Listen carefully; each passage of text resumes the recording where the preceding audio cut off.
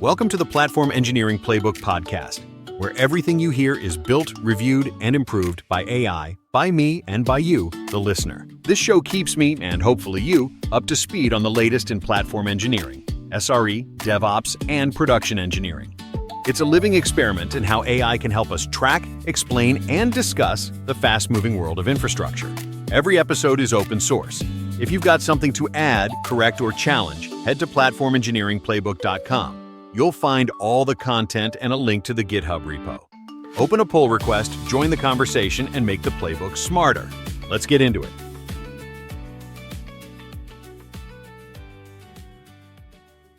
Today, we're diving into the GitOps paradox. 60% of Kubernetes clusters run ArgoCD, 77% of organizations have adopted GitOps, yet platform teams are still bottlenecks and developers are still waiting days for deployments. What's going on? It's wild, right? The tools are mature, adoption is massive, but the promised outcomes, faster deployments, reduced mean time to recovery, developer self-service, they're not materializing for most teams. Exactly. I've talked to platform teams who adopted ArgoCD 6 months ago, and they're like, yeah, it's running, but our deployment process hasn't really changed. We're still manually clicking around, and engineers are still waiting on us. Where's the disconnect? Here's the thing, we've been solving the wrong problem. Everyone's focused on ArgoCD versus Flux, Helm versus Customize, which tool is better? But the tools are commoditized at this point. The real differentiator is workflow design. Give me an example of what that looks like when it's done right. Qonto, the fintech company, they reduced deployment time from 30 minutes to 3 minutes. 10x improvement. Same Kubernetes, same cloud provider. What changed? They designed workflows around their tools instead of just adopting the tools. So we're talking about the 10% who succeed versus the 90% who struggle, and it's not about better technology? Exactly. Let's unpack why. Because here's what's crazy. 77% GitOps adoption, according to the 2024 CNCF survey, but only 38% have fully automated releases. That gap is massive. All right, so let's investigate. Where should we start? Everyone's still debating ArgoCD versus Flux like it's some kind of existential choice. Is that even the right question? No, and that's discovery number one. The tools wars are over, but we're still fighting them. ArgoCD has about 60% market share. It's got the web UI, tight integration with Argo rollouts, application sets for managing multi-environment deployments. It's a beast. Right, and I'll admit, I love the UI. When something breaks at 2 a.m., being able to visualize the sync status, drill into pod logs, see exactly what ArgoCD is trying to do, that's invaluable for debugging. Totally fair. But here's the thing. Flux is CNCF graduated, which is the highest maturity level. It's got the largest ecosystem, native integrations with GitLab, Azure AKS, AWS EKS. If you're on Azure or using GitLab, Flux might already be baked into your platform. So which one should teams pick? Here's the surprise. Many successful teams run both. ArgoCD for application delivery, because developers appreciate the UI, and Flux for cluster bootstrapping and infrastructure management, because platform teams prefer the CLI-driven, pure GitOps approach. Wait, you're saying use both? That seems like it would add complexity, not reduce it. It can if you don't have clear separation of concerns, but think about it. Your platform team manages the foundational infrastructure, networking, observability, security tooling. Flux handles that beautifully with its component-based architecture. Then, your app teams deploy their services with ArgoCD where they can see what's happening. Different use cases, different tools. Okay, that actually makes sense. The choice matters less than how you design the workflow around whichever tool you pick. Exactly. And that leads to discovery 2. Helm versus Customize is also a false choice. 75% Helm adoption according to CNCF. Everyone uses it for third-party apps, databases, monitoring stacks, ingress controllers. The Artifact Hub has over 10,000 charts. I mean, Helm's great for that. Templating, version management, rollback capabilities. But when I'm working with in-house applications, I've found Customize way simpler. No templating language to learn, just pure YAML with overlays. Right, and here's the production pattern. Use both together. Helm for packaging, Customize for environment-specific customizations. Deploy your microservices with a Helm chart, then use Customize overlays to add security policies for production, different resource limits for dev and staging, specific ingress rules per environment. And both ArgoCD and Flux support this? Yep, both support Helm template plus kubectl Customize as a post-rendering step. It's a well-established pattern.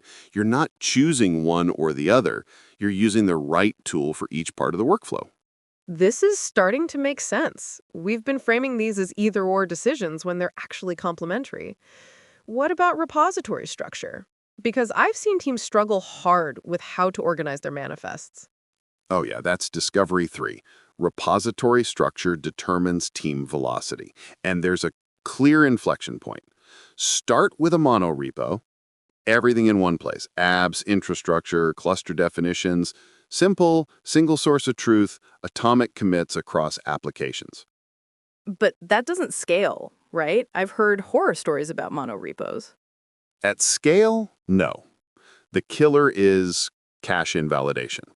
Every commit triggers ArgoCD or Flux to sync all applications, even if you only changed one. When you've got 20, 30 services, that becomes a bottleneck. GitHub discussions show teams hitting this around 20 to 30 services. So when do you split? Around 50 people or 20 services. At that point, move to repo per team. Each team owns their application repositories. Platform team owns the infrastructure repo. Clear ownership, independent life cycles, better RBAC. The coordination overhead increases, but you've got the team size to handle it. And multi-tenancy. How do you give teams autonomy without giving them the keys to the kingdom? Great question. With Flux, the platform team creates a namespace for each dev team with a scoped service account. The Flux customization resource uses that service account to reconcile the team's Git repo. That service account only has permissions in specific namespaces. Teams' manifests can't touch anything outside their scope. What about ArgoCD? App of apps pattern. You create one root application that deploys other applications.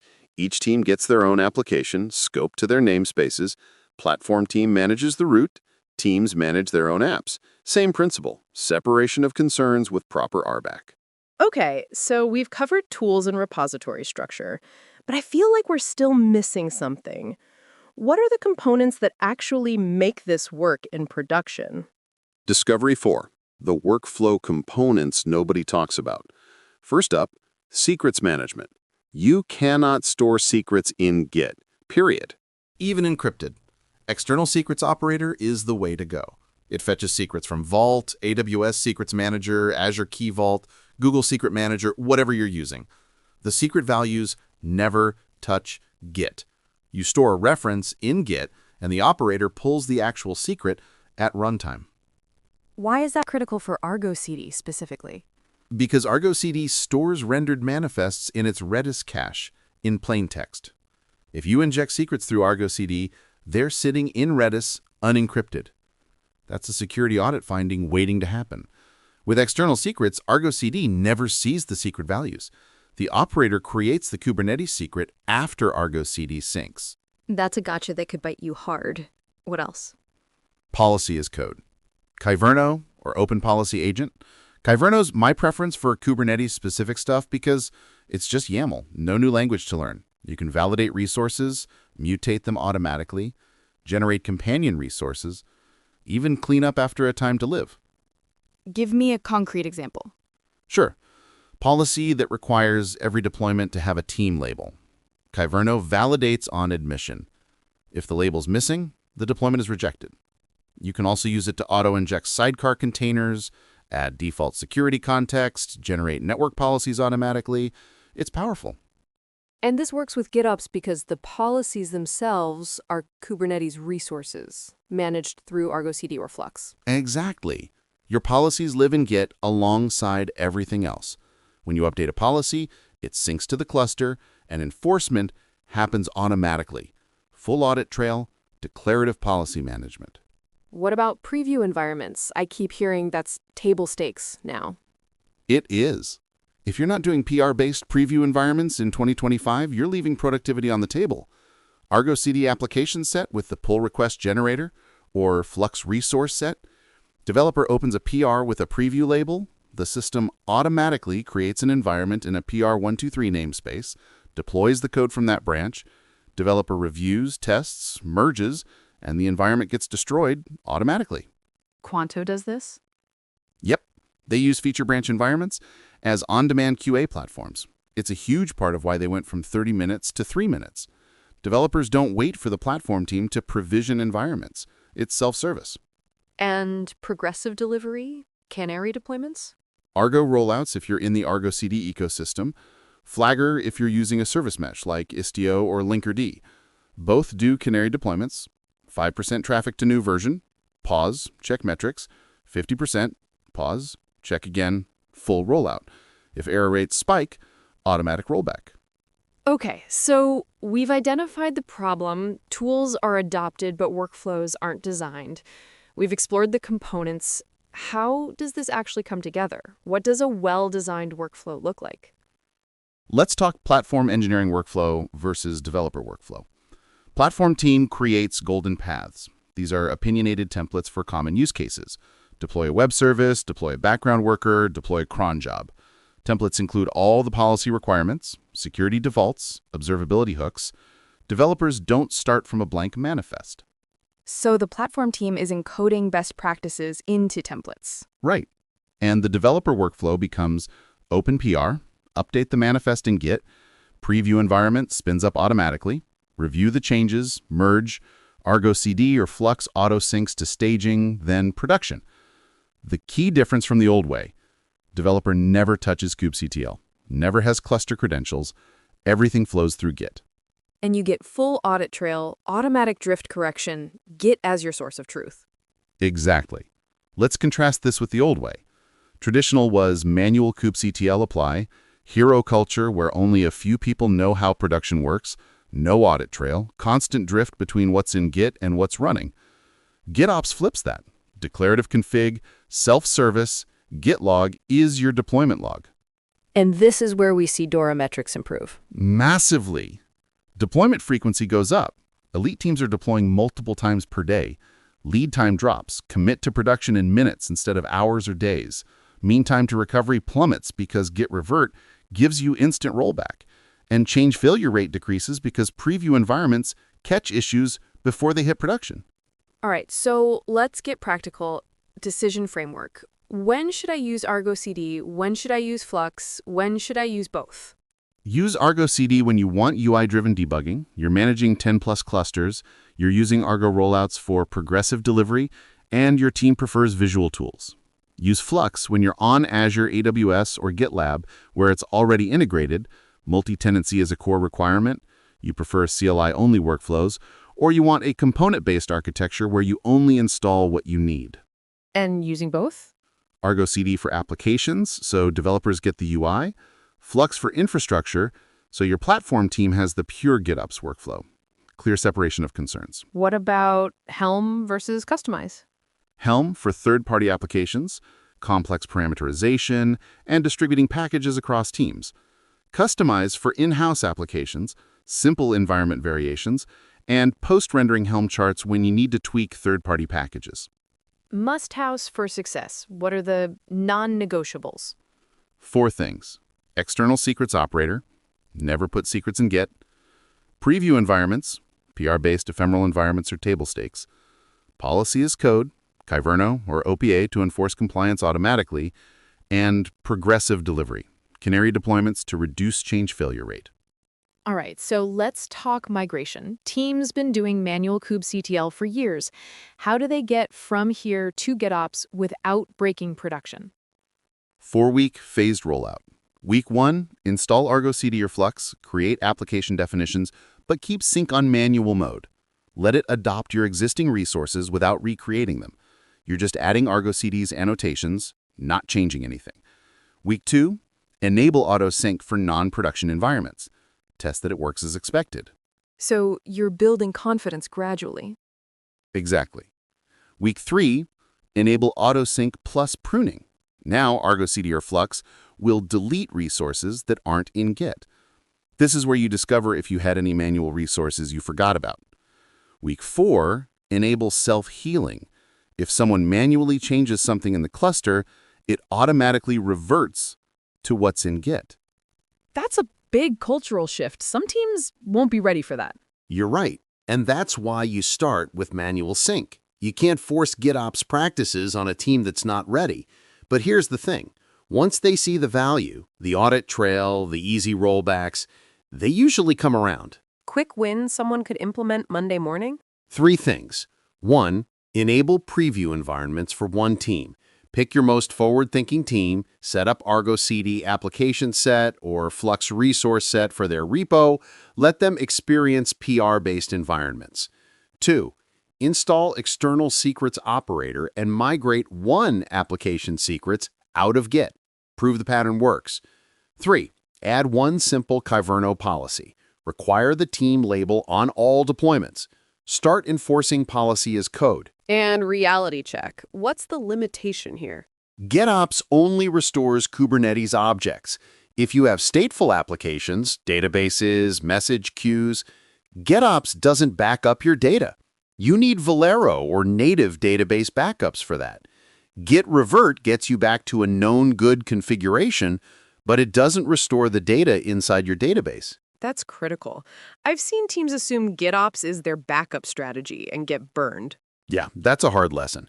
GitOps is your configuration source of truth, not your data backup. So coming back to our opening paradox, 77% adoption, but teams are still struggling. What's the core insight? Tools are solved. ArgoCD, Flux, Helm, Customize, they're all production grade, widely adopted, going to be around for years. The differentiator is workflow design. Do you have golden paths, preview environments, policy as code? Are your developers self-service, or are they still filing tickets to the platform team? And the false choices, ArgoCD versus Flux, Helm versus Customize, they're distractions from the real work of designing effective workflows. Exactly. Use the tools that fit your ecosystem and team preferences, then focus on building workflows that enable velocity, because Qonto's 10x improvement didn't come from picking the right tool. It came from designing the right workflow around the tools they had. GitOps isn't about the technology. It's about the process. And process design is harder than tool selection, which is why most teams get stuck. That's it. Start with the workflow you want developers to experience. PR, preview environment, review, merge, auto-deploy. Then pick the tools that enable that workflow, not the other way around. That's it for this episode of the Platform Engineering Playbook podcast.